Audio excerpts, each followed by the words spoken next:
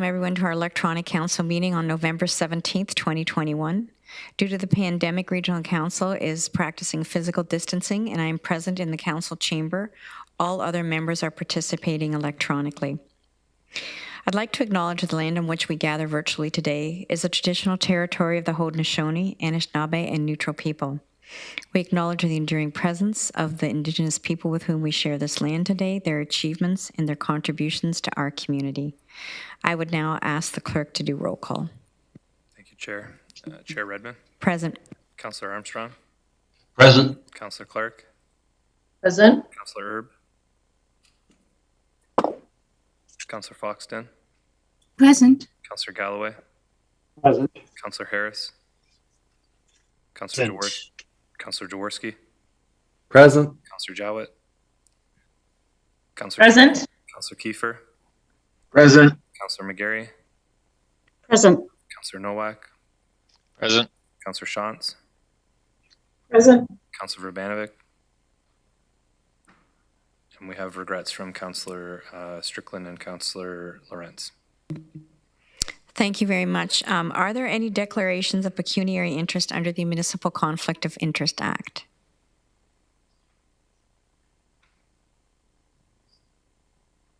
Councillor Shantz. Sorry, yes, I did declare a conflict in the closed session. Item 3, just some personal contacts that I have. Thank you very much. We have. Madam Chair, I have a conflict on the closed council minutes from November the 1st. I have an indirect pecuniary interest with respect to Community Services Plan number 2125. Thank you, Councillor Erb. Any further declarations? Okay, seeing none. We have no presentations, petitions. We have 2 delegations that have registered for this evening. They each have 5 minutes. I would now remind all delegates that the guidelines for participation in council meetings, please leave your video and camera turned off and your microphone and audio muted until you're called upon to speak. If you conduct yourself with any of the following manner, it will result in immediate removal from the meeting. Interruption of councillors, staff, or other delegations, derogatory statements about councillors, staff, or others, turning on your camera at inappropriate times, and hate speech or defamatory comments. I would now call on the delegations that are listed in the agenda. The first is Dan Botherston from Kitchener regarding proposal for improving Benton and Frederick streets. Dan, welcome, and you have 5 minutes. Thank you. I'd like to share my presentation here. Go right ahead. Are you able to see my presentation? We are able to see it, Dan. Excellent. Thank you. Good evening, Chair and Councillors. As many of you know, I'm Daniel Botherston, and I'm here to present a proposal for improving Frederick and Benton streets. Some of you will know it's a they are from a 1960s era plan to punch an arterial road through downtown. It was originally intended to connect all the way to Watson through a paved over lakeside park. I'm sure we're all thankful that such a plan was not implemented and we instead have an amazing city park to enjoy. Unfortunately, some components of the plan were implemented and continue to waste money and harm our community to this day. Benton and Frederick streets were widened. Several sections were widened for this project, and yet despite that it was canceled, we continue to maintain this unnecessarily wide and disruptive road, which carries very little traffic in our community. As a side note, the north end of Homer Watson also has a similar problem. My proposal for Frederick and Benton streets, we should narrow this 4-lane road down to 2 lanes. That's more than enough space to carry the very limited amount of vehicle traffic the road sees. And with the extra space, we can accommodate a protected cycle track, more parking, floating bus stops, and turn lanes at some of the intersections. My proposal, while not an engineering proposal, still shows that this can be accommodated within the existing right-of-way in the same manner that the City of Kitchener is implementing their downtown cycling grid. There's no need to wait to reconstruct the entire corridor. Some highlights of the proposal include narrower crossings, which make it safer and easier for pedestrians to cross the road, and will help reconnect our community, which has been divided by this road. Floating bus stops give passengers a place to wait, board, and alight from buses without conflicting with cyclists and without having buses have to leapfrog cyclists in the bike lane. Tighter turning radii at intersections reduce the speed at which drivers turn and shorten crossing distances, making the road safer for pedestrians, and is consistent with the City of Kitchener's new Complete Streets Guide. It's an opportunity to improve the dangerous Frederick and Lancaster intersection. This intersection is wide and which leads to high-speed traffic, making it unpleasant and dangerous for many of the pedestrians who use it. It would also be an opportunity to correct the pedestrian access deficiencies in the main downtown Frederick Ion station. And it would also be an opportunity to improve and connect the Victoria Street multi-use trail at the Highway 78 interchange. This is a key corridor in our downtown active transportation grid. It makes many connections with the new downtown cycling grid, as well as cycling infrastructure all over the city. This includes the Iron Horse Trail, the currently completed Joseph Street Bikeway, the future Duke Street Bikeway, Margaret Street Multi-Use Trail, and the Lancaster Bikeway. I propose a phased approach. Phase 1 and 2 would be downtown, which are the most important sections because they are forming a backbone in the currently under construction cycle grid, downtown cycle grid with the City of Kitchener. But there's an opportunity as well to extend this out towards the suburbs to make those important connections again out to Victoria Street. Is there support for this? I put up a petition on change.org, and I had over 200 people sign a petition to support this project.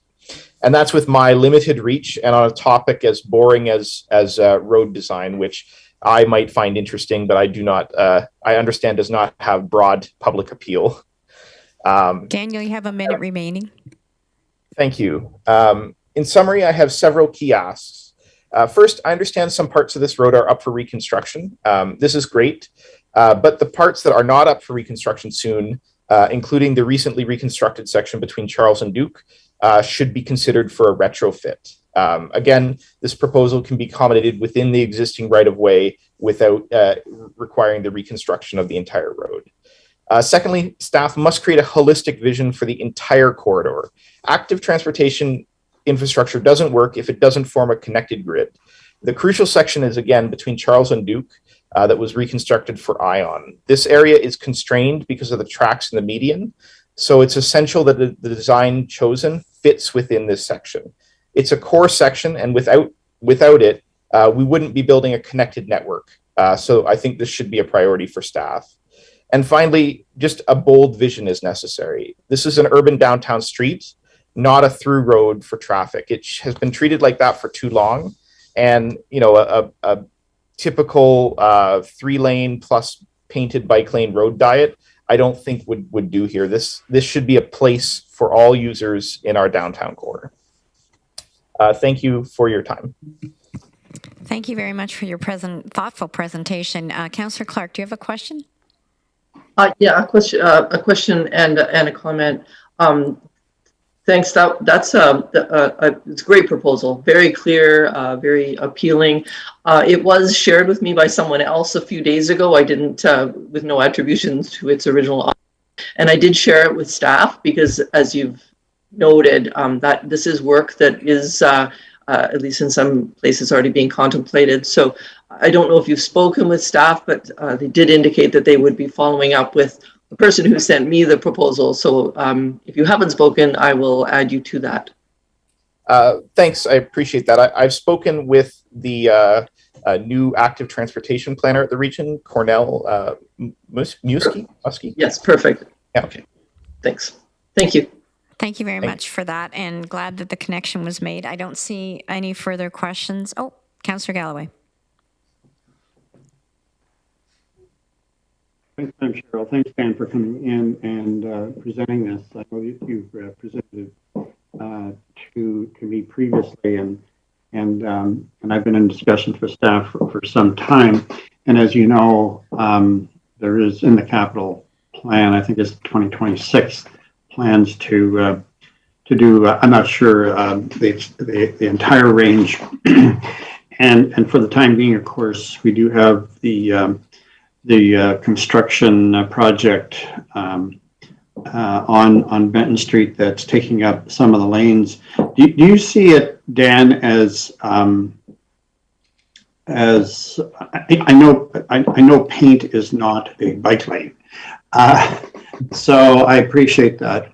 But in the interim period between when the final design is put together, and hopefully something similar to what you're proposing, and the construction, that we would put the Benton Street particularly, and maybe a section of Frederick Street on a road diet, and using paint or using temporary temporary bollards or whatever, create essentially the three-lane cross section with bike lanes, whether they're bidirectional or unidirectional, and then subsequently, when we do the major reconstruction, put it into a better form.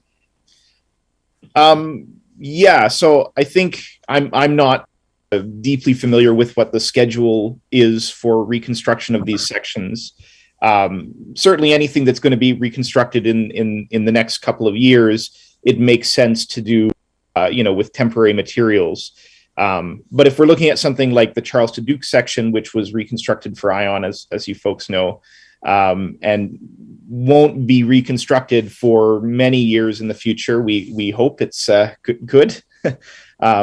That section, obviously, something more like Kitchener's, concrete retrofit in the existing road right of way, I think would make sense there. So again, I'm not totally familiar with what the schedule is, but obviously that impacts it a lot.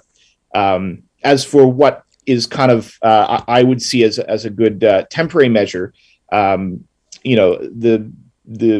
region and also the city of Kitchener have both experimented with temporary materials for protected bike lanes, and I think the pilot projects on University Avenue has shown fairly good success, and obviously there can be learnings from those on how to tweak them to make them even better. And I also know there are products available for temporary floating bus stops, that kind of thing as well. So there's a lot of options, and I think it can be done quite good, but obviously it depends on what the schedule is for these sections. Councillor Galloway. Yeah, Madam Chair, I'm just wondering. Council may or may not remember that there was a report. I believe there was a report. I don't know how many years ago. Not too long ago, in regards to removal of parking on Benton Street between Cortland and Charles, and there was some concern in the neighborhood about that. And then it was more to do with the construction of the second tower, currently pretty close to completion on the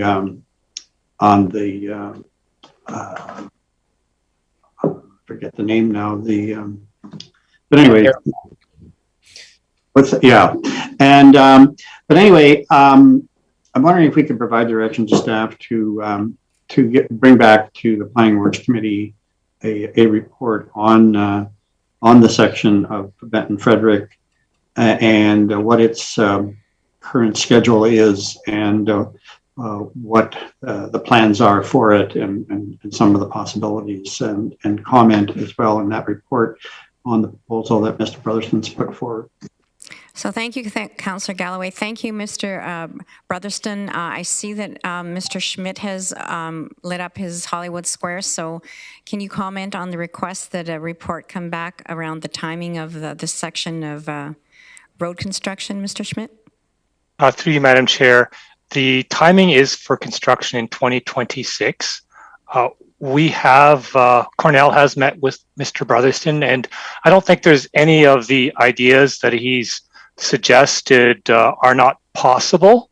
I think we just need to look at that whole corridor in context. And Councillor Galloway is absolutely correct. We attempted to remove some of the parking there and got considerable feedback from the public and had the parking reinstalled. There is construction going on currently that's taking up one lane, I believe, right adjacent to the Arrow condos. And any work we would do does require us, or would require us, to go out and get public feedback and comment on it. So I think we would agree with the vision that this corridor, including all the way up to Lancaster, would be part of a active transportation corridor. It fits in with the temporary bike lanes that we put in the previous year. So definitely we would be looking at that. We can come back with a report, but I can also just have an email sent out to council updating them exactly on the schedule, which will largely repeat what I've just said. Thank you. Does that satisfy your request, Councillor Galloway? I'd rather go with the report so that it is available to the public and you know, they can also be aware of that. And if it's on an agenda, they can delegate or, you know, respond to it so that this issue is kept in the public domain as opposed to just on email. Okay. Thank you very much. Our next delegation is Regan Brusse from Kitchener. Proposal regarding homelessness displacement. Regan, are you with us? Welcome. You have 5 minutes. You're on mute. I'm sorry. Thank you for having me. Let me just pull up my thing here. Hi, everybody. I'll just start right off. How are we still here? How are we even further now from our goal of ending homelessness than we were a few years ago? Instead of sprinting towards our goal, we seem to have readjusted the goal line to suit our own delays. Why? The numbers of those currently unhoused have drastically increased in the last year. If we were at a crisis level before, what does that mean of where we are now? We've recently counted at least 1,085 people who are currently experiencing homelessness in Waterloo region, which is a big jump from the 333 people that we counted at the last pit count in 2018. These numbers fail to reflect the many others who also feel that they're precariously housed. When COVID first hit and our world suddenly closed its doors, I pleaded alongside many others for a space that those without shelter could place their tents. It remains unthinkable to me that those with no access to a place to sleep, those who have now lost even their last resort, their fail-safe for warmth as found in communal shelter, will continue being at risk of being further uprooted and their own efforts at self-preservation put in jeopardy. At a time of no other options for shelter, encampment displacement forces repeated infraction of the same bylaw that is used to justify the initial removal, or instead places the residents in a position where they are forced to trespass onto private property in order to survive. This criminalizes individuals, while also directly placing already vulnerable people at further substantial risk of physical and psychological harm.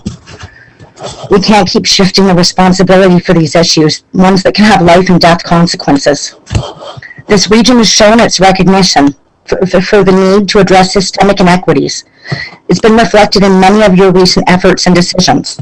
However, when it comes to this, and discussing people who do not have homes, it's hard for me to find that this is anything but an ongoing biased and cruel systemic injustice, one that our neighbors are facing, one that requires change.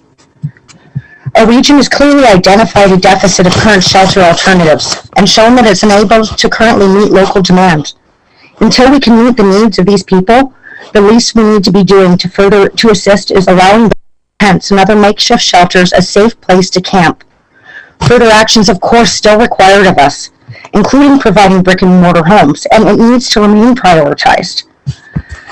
But for now, Those who are unable to find other options must be permitted to shelter from the elements without needing to repeatedly start over and creating an environment where they can protect themselves. The ongoing removal of this necessity of life, specifically the protection from the elements that shelter offers, directly imposes further risk of harm to the displaced individuals. This risk is currently unable to be mitigated by alternate housing or accessible shelter space, as confirmed in our recent pit count. And these exceptional circumstances do require us to take urgent alternate measures. Last month, the BC Supreme Court of Justice exemplified social empathy in its verdict to dismiss an injunction that was being sought by the City of Prince George to dismantle an encampment that had formed on public property. In its ruling, it noted that the inhabitants had no alternate lawful way to comply with the request, recognizing the lack of available shelter. It was so refreshing to me to see the humanity and the dignity of this verdict. Will you please offer us the same? I realize that other rulings have allowed the dismantling of these homes on public land, yet I remain concerned that our continuing to do so in such exceptional circumstances as those we face today is a clear infraction of the Section 7 Charter rights of these people, specifically their right to security of person. Today I'm asking that we own these actions, admitting that with our new awareness lays a clear responsibility for their effects, including the further harm and trauma caused via the ongoing displacement of these people. I ask that instead of the status quo, we make a different choice, that we choose change, that we choose compassion, that we choose community. So I'm here to clearly request that two things be immediately put into place by this council. I'm asking that regional land be ordered found where those currently being forced to seek shelter on our streets may be permitted to place or erect their shelters without penalty. Oh, of course, I've lost my other one. I'm sorry. I'm also asking that until such land is found and designated, that I'm very sorry, I have cut out a thing on my thing. There's a second part of what I'm asking. So, Regan, you're out of time. So I have one, just my closing, if I may. Yeah, do your closing, and if you find what you think are missing, please send it to the clerk, and we will make sure that council gets it, okay? Absolutely. So feel free to conclude. Sorry. I'm also asking that the council determine that temporarily we no longer allow the displacement of the encampments that are found on regional land. Says nothing of those found on public property, on private property, of course. I humbly ask that this council hold a motion and discussion on these requests today, and that their initiation take place without delay. Of course, pending this council's approval. To me, this is not a hard decision. This is doing the bare minimum for a fellow human, offering them a chance at survival, particularly as winter comes. Let's lead in compassion as much as we do our innovative capacities. Not because we're required to do so, but because it is the right and ethical decision. Thanks for taking the time to hear from me today, and I would appreciate further discussion on this. Regan, thank you very much for your presentation. Councillor Clark. Thanks, Regan. This is a question for staff, actually. Okay. That's hang appropriate. on. Sorry, Councillor Clark. Does anyone have a question for the delegation? Okay. Go ahead, Councillor Clark. This is to staff. Yes, thanks. And I'm not sure which staff is the person, the proper person to answer, but anybody can. This is not the first time a delegation has come in the last very recent time asking for something like this. My understanding, and I do stand to be corrected, is that it's really not in the region's power to decide whether people can or can't camp on land. That would be in the area municipalities' control. And I'd just like to understand that better. So, Mr. Bartholomew Saunders, do you want to answer that? Thank you, Madam Chair, and through you. Yes, your understanding would be correct, Councillor Clark. While the region does own property, each piece of property that we own actually falls within the jurisdiction of an area municipality, so it would be subject to the uses and uses bylaws and planning provisions of that area municipality. So it's not as simple as the region saying, here's a piece of property, go ahead and camp on it without any repercussions, because that would still fall to the area municipality to have jurisdiction over it. Councillor And just one follow-up, I don't believe, in my time anyway, when encampments have been moved along, and that's always over a period of time, I don't believe that's ever been by us, by the region. Is that correct? Generally speaking, that's correct. However, there have been, we often work in collaboration with the area municipalities. So staff from the Housing Services Division will work in consultation with the bylaw enforcement folks from the area municipalities, along with our own bylaw enforcement folks at times, to have meaningful conversations with the campers. And generally what's done is a negotiation about how long they can stay where they are and a fixed date by which they need to move on. So it's not that we're walking in on Wednesday morning and saying by Wednesday at 4 o'clock you have to be out of here. It's usually a negotiated period of time. So we're sensitive to the needs of the folks, but again, the region doesn't have the jurisdiction over the property, so we're limited in what we can do relative to the time they can stay on that property. I believe Mr. Lochner would like to add to that response. Councillor Clark. Sure, thank you, Madam Chair, and Regan, it's good to see you. Really appreciate your presentation.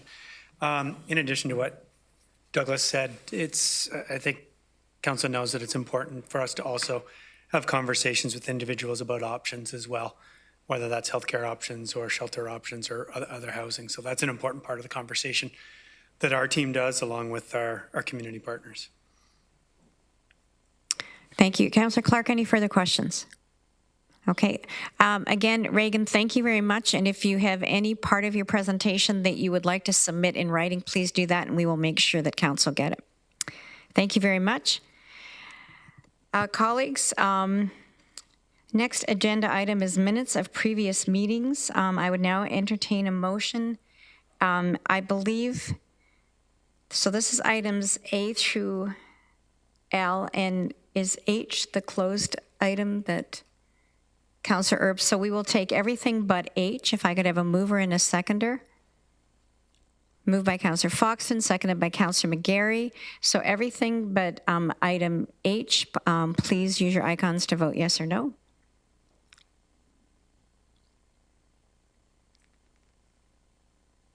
That is carried, colleagues. And now, if I could have a mover and a seconder for item H, which is the closed special council meeting on November 1st, for which Councillor Erb declared a conflict. Moved by Councillor Galloway, seconded by Councillor Foxton. Please use your icons to vote yes or no.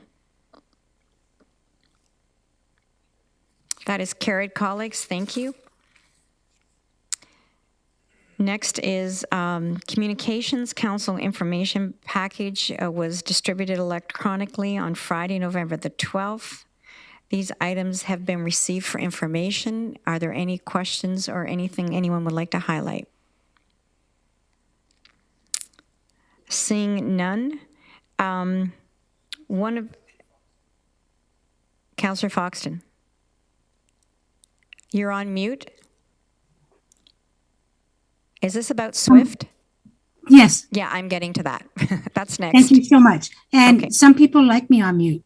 Thank you. So the items have been received for information, but we have received a letter from SWIFT noting that Councillor Foxton's 2-year term on the SWIFT board will end on April 29th, 2022. SWIFT has requested that we either reappoint Councillor Foxton or nominate a new member of Council for consideration. Councillor Foxton has graciously indicated her desire to remain on the board, and I will call for a motion to nominate Councillor Foxton to the board. Councillor Clark, Councillor Schatz, are you speaking, or is that a mover and a seconder? Okay. I see no further speakers. Councillor Foxton, thank you for agreeing to take this on. I would ask everyone to use their icons to vote yes or no. That is great. So Councillor Foxton is back on Southwestern Integrated Fiber Technology, which is what SWIFT stands for, Board of Directors. Thank you, Councillor Foxton, for representing us so ably. I will now entertain a motion to go into the Committee of the Whole to consider reports. Moved by Councillor McGarry, seconded by Councillor Jaworski. So would you please vote on that the council go into Committee of the Whole to consider reports? That is carried. You're quick with your icons. First item up are financial reports. We can accept them in one motion unless anyone has any comments. Councillor Nowak.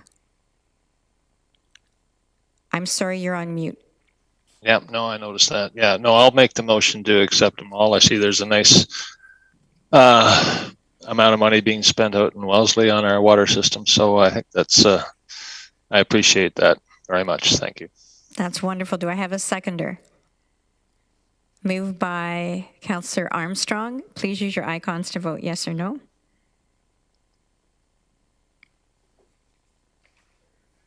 That is carried. We'll now vote to approve the summary of the Committee of the Whole on November 9th, 2021. One item from closed Committee of the Whole session. So I would entertain a mover. Moved by Councillor Galloway, seconded by Councillor Schatz. I see no comments. All those in favor, please use your icons for yes or no. That is carried, colleagues.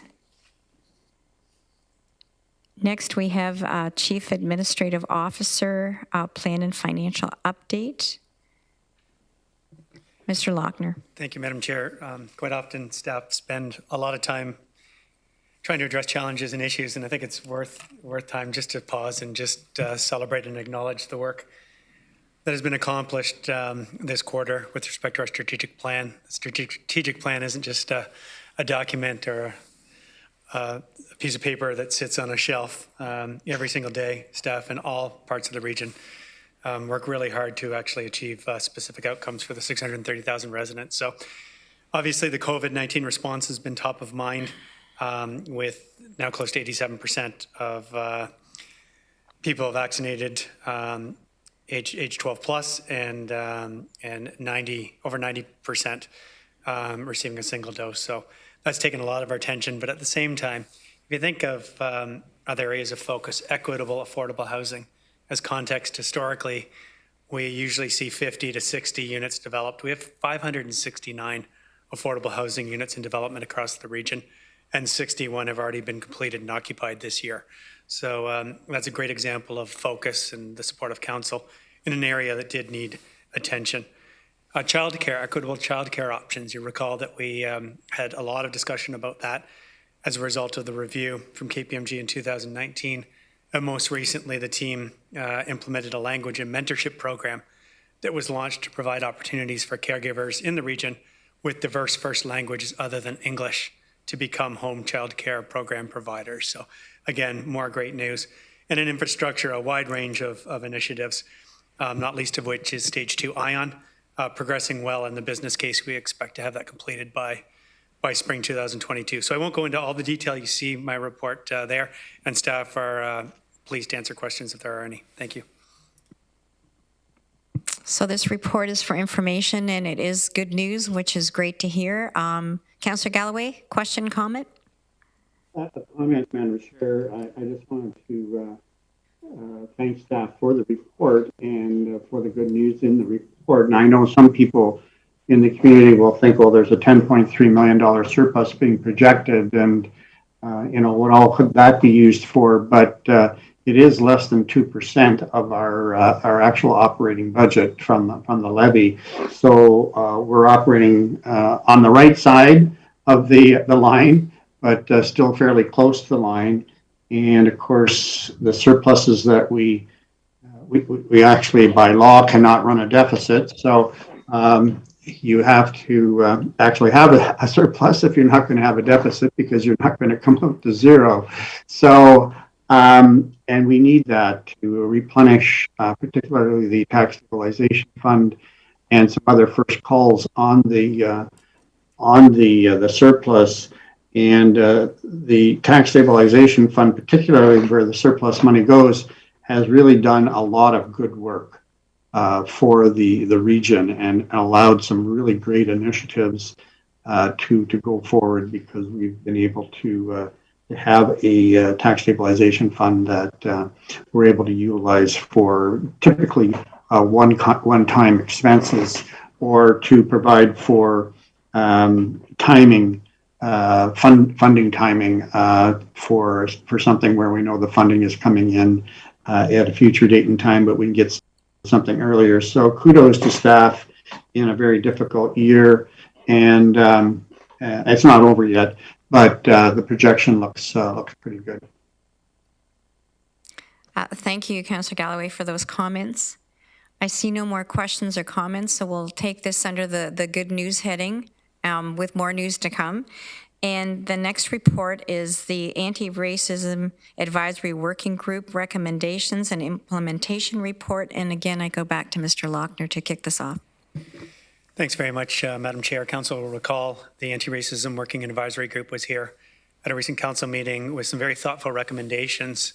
And council's request was that staff take that away and prepare an implementation report in terms of those recommendations that were presented. I want to take a moment to thank the working group for their incredible insight, for their wisdom, their hard work, and their partnership to guide us in addressing the impacts of systemic racism in our organization, as well as in the services, the many services that we deliver across this community. Their hard work has made our job much easier, actually, in understanding the community's key priorities, and I have no doubt that implementing their recommendations will have a tremendous positive impact on our staff as well as local residents. I will briefly run through the approach to implementation for each recommendation. They're fairly self-explanatory, but given the importance of this topic, Madam Chair, if you could indulge me, I'd like to go through each of them. With respect to the first recommendation, the Region of Waterloo Human Resources Department will support implementation of those recommendations through the following actions: to advance equity, diversity, and belonging, and make the Region of Waterloo a more inclusive place to work by doing several things. First of all, launching a staff census to understand the diversity among regional staff and leadership. The results of this first staff census will become baseline to measure progress against. The region commits to updating the census biannually and working to increase the representation of traditionally marginalized and or underrepresented groups across all departments and all organizations at the Region of Waterloo. Secondly, HR will review HR policies, practices, and procedures, and I know this work is already underway, to identify barriers that discriminate and other members of Indigenous, Black, racialized, and other marginalization groups in Waterloo region, as well as barriers to equity, to diversity, and belonging, to again make the Region of Waterloo a more inclusive place to work. We'll be transforming the region's recruitment process, and you've heard from some of the team on that in the past, including improving accessibility, actively seeking out and valuing lived experience, and Indigenous knowledge and ways of knowing, as well as addressing barriers to employment for residents with international qualifications. And finally, to ensure accountability, developing a plan to measure and report on that progress to Regional Council. With respect to the second recommendation, recognizing that the Region of Waterloo does not have expertise in the provision of crisis mental health supports, nor do we provide mental health services, the region will work with partners in Ontario health teams, with our local mental health service providers, with community organizations, and the Waterloo Region Police Service to facilitate the exploration of the design and launch of an alternative crisis mental health response service in Waterloo Region.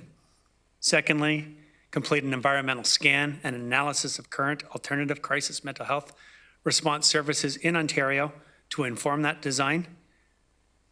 We propose to advocate to the provincial government to revise the Mental Health Act and the Police Services Act to allow for the implementation of an alternative service. And finally, to advocate to the provincial government for increased investment in mental health supports to better support local residents, including upstream mental health supports that would prevent the need for crisis interventions. With respect to the third recommendation, the region will continue to fund Indigenous-led organizations and continuously seek opportunities to fund and reduce barriers to funding for Indigenous-led community organizations as we work to deliver on our commitment to reconciliation and improve the social and economic health and well-being of Indigenous peoples. With respect to the fourth recommendation, the region will launch a consultation process with Indigenous community members to better understand the space needs of Indigenous-led organizations that would better support access to culturally safe and appropriate spaces for ceremony, for gathering, and program delivery. And a number of organizations and community members have approached us with this request. With respect to the fifth recommendation, the region will create a Director of Reconciliation role to provide leadership and guidance to support the region's commitment to truth and reconciliation. Both the Director of Reconciliation and the Director of Equity, Diversity, and Inclusion will report directly to me as the CAO. I also want to note that staff are proposing that the implementation of recommendations 1, 3, and 5 can be funded out of the region's Strategic Equity Investment Fund, which Council approved last year. Funding for any recommendation stemming from engagement to, the second and fourth recommendations. So that second one is mental health supports, and the fourth one is space for ceremony, gathering, and program delivery. That will need to come back to Council for discussion and approval, particularly with respect to any funds involved. So those are the recommendations. If approved by Council, that's what we would plan on implementing, and happy to take any questions, Madam Chair. Thank you very much for that report. Councillor Clark. Thanks. I don't really have a question. I just want to really recognize and commend staff for their responsiveness to the recommendations. I thank the advisory committee for bringing them in, and I think some of these represent a slight change in adapting as staff have really shows commitment and humility, and I appreciate that. Councillor Clark, would you like to move the implementation plan? I certainly will. Thank you. Councillor Foxton. Thank you, and through you, Chair. Excellent job. And wish it was done 20 years ago, to tell the truth. But I guess the timing is what it is. I just have a question on item number 4, Indigenous-led organizations. Do they have to be a recognizable group? Or okay, I come from a large family. Several members have Indigenous in their blood. So do they get to, so how do we recognize what Indigenous-led is? Mr. Lochner? It's important in this work for the community to lead this, and we work closely with the community to get their input and walk alongside them to make these decisions. So I would not suggest that I would be the one defining that. We would work with community to define that. Thank you. We would need it defined, though. I really think if it's going to have meaning, it needs to be defined. Connie, do you want to comment on it? Sure. Thank you, through the chair. Through the anti-racism... Pull the mic over. Through the Anti-Racism Advisory Working Group's recommendations, they did provide some examples of Indigenous-led organizations that are helpful guides for us as we look to implement this recommendation with the community. Thank you. Maybe we could make that known later on down the road for everyone, for the public as well as council. Well done. Well done. Thank you. So, Councillor Foxton, you're seconding it, right? Okay. Councillor Galloway.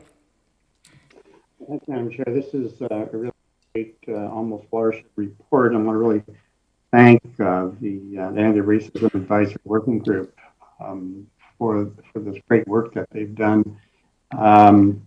And just a couple of comments, and particularly, I mean, I'm pleased to see all of it, but I'm particularly pleased to see the element to do with mental health supports. We talked about that during the last budget process for the 2021 budget. And more recently, we talked about the number 4 with the needs, the space needs for the Indigenous community. and this puts it into onto a track that I think is quite admirable. So I'm really quite pleased. I'm just wondering, Madam Chair, maybe Mr. Lochner could answer this. I don't see in the report any timelines. Maybe they are to come at a future date, or how often council will be apprised of progress on these matters, so that not just council but the community will be made aware of the progress that's being made. Yeah, Madam Chair, I would suggest quarterly might fit. It's an important part of our plan and our actions, and it would fit, I think, well with the quarterly updates that we provide, with specific emphasis on the details that Councillor Galloway has outlined. Yeah, I think that's quite adequate. Thank you. Thank you. I think that's a really valuable addition, Councillor Galloway. I don't know if it should be worked into the recommendation or not, Madam Chair. I'll leave that up to you. Sometimes we do put into the recommendation. Yeah, the staff will take that as direction, Councillor Galloway. Okay. I would just like to reflect that I would tell you, and the comment was already made, I think, in the presentation, that this has been community-led, and I can't thank the Anti-Racism Advisory Working Group enough, and just remind us all that it was a unanimous, I'm sorry, Councillor McGarry keeps waving her arms because her lights go out. She looks like she's waving. It was a unanimous decision by this council, recognizing that we needed to do better, but we also recognized that we wanted to be led by the community, and I think these recommendations from the advisory committee are outstanding, and I think this implementation plan will continue on a journey that is sometimes hard, but it will be authentic and it will make real change. So really would like to again commend all of the people on the Anti-Racism Advisory Group. Going back to the selection committee, when 11 people went through over 70 applications in order to come up with the members of the Anti-Racism Working Group, it has been absolutely invaluable and will continue to be community-led. So it's been, it took a lot longer than I thought it was going to take, but I think we are headed in a very positive, forward-looking direction, and that can only happen in partnership and being led by community. So thank you, staff, for a great implementation plan. It's been moved and seconded with the direction that there would be quarterly reports coming back to council on the progress of these initiatives. And I would now ask you to use your icons to vote yes or no.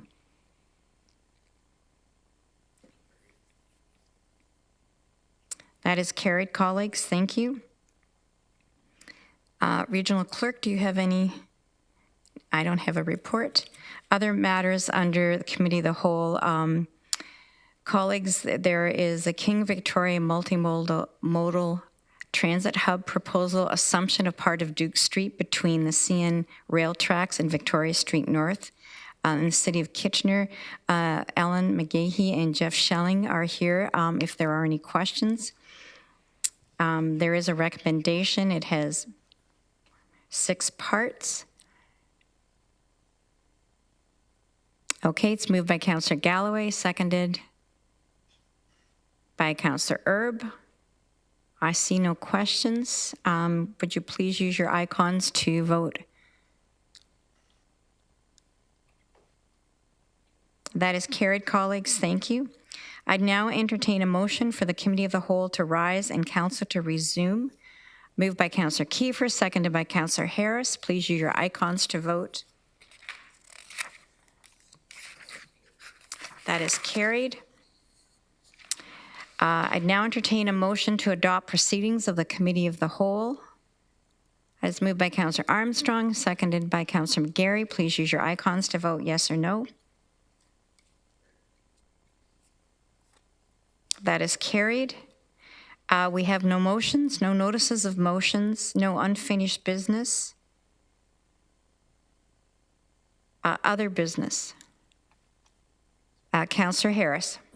I don't know if it's other business or new business. Same thing.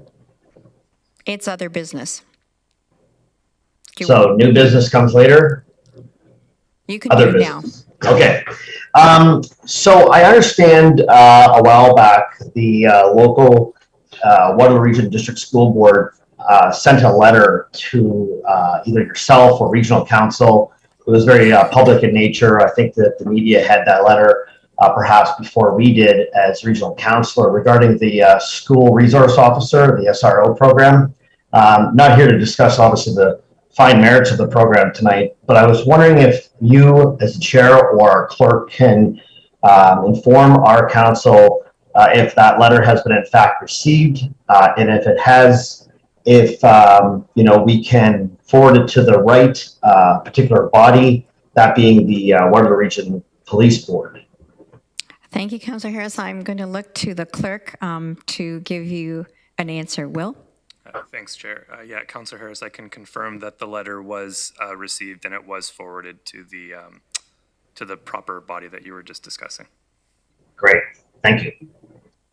Okay, thank you, Councillor Harris. Any questions? I guess it could have been a question too. Very true. I would now entertain a motion to enact the bylaws first, second, and third readings. Moved by Councillor Foxton, seconded by Councillor McGarry. Please use your icons to vote yes and no. That is A through E. That is carried, colleagues. Thank you. I hesitate to put this motion forward because it's a little bit controversial, but a motion to adjourn. Moved by Councillor Harris, second by Councillor McGarry. Please use your icons to vote yes or no. That is carried, colleagues.